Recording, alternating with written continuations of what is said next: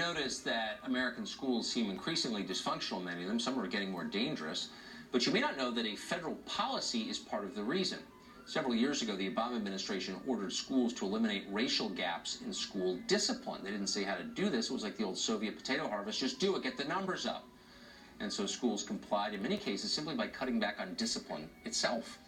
The result, fewer students were suspended. On the other hand, schools across the country have seen fighting in the hallways and disorder in the classroom. That's real. Now, the Trump administration reportedly is planning to scrap that Obama-era rule. Heather McDonald is one of the people who's been following this from the very beginning. She's at the Manhattan Institute. She's a fellow and the author of the book, The War on Cops, and joins us tonight. Heather, thanks for coming on. This is one of those policies that got a little bit of attention, but people didn't focus on it until the Parkland shooting, and it seemed implicated in that. Tell us what this did, this policy. Well, it penalized schools that had disparate rates of school discipline on the theory that the only possible reason why black students may be suspended at higher rates than white students is teacher bias. And so schools were warned by the Obama administration that they would lose federal funding. They were taken to court unless they got their suspension and expulsion rates down. And so, as you say, Tucker, schools simply stopped imposing completely legitimate consequences on very serious forms of school disorder. Now, the premise underlying this Obama policy was completely false.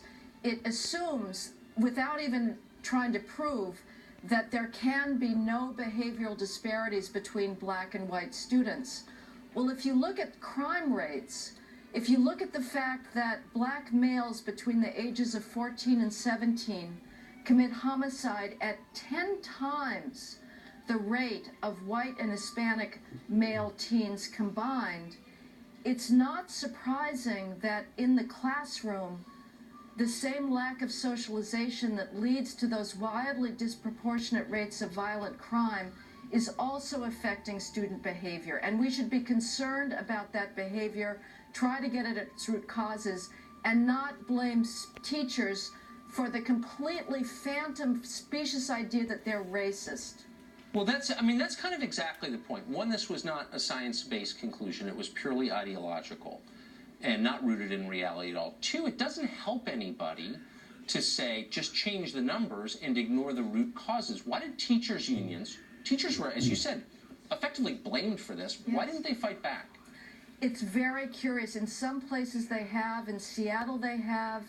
I believe in St. Paul.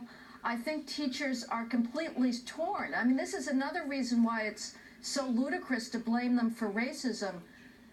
Teacher ed schools are one long marinade in white privilege theory. There's no more liberal group of professionals in the country than teachers. And so they want to, in a sense, believe in their own white privilege, and yet they will not speak out against the consequences of this. You have a reign of assaults against teachers in this country. In Buffalo, New York, a teacher was kicked in his head by students who said, "We can't be suspended." Students know what the new rules are, and they are taking advantage of it.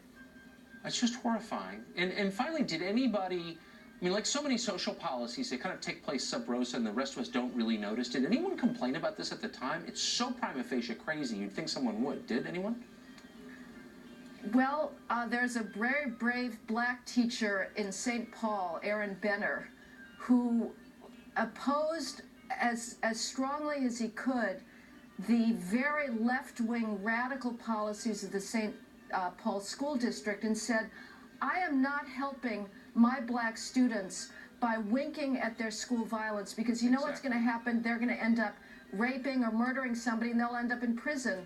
And he basically had to leave his school for speaking truth to power. It's grotesque. Because you're exactly right. It does no service to the kids themselves.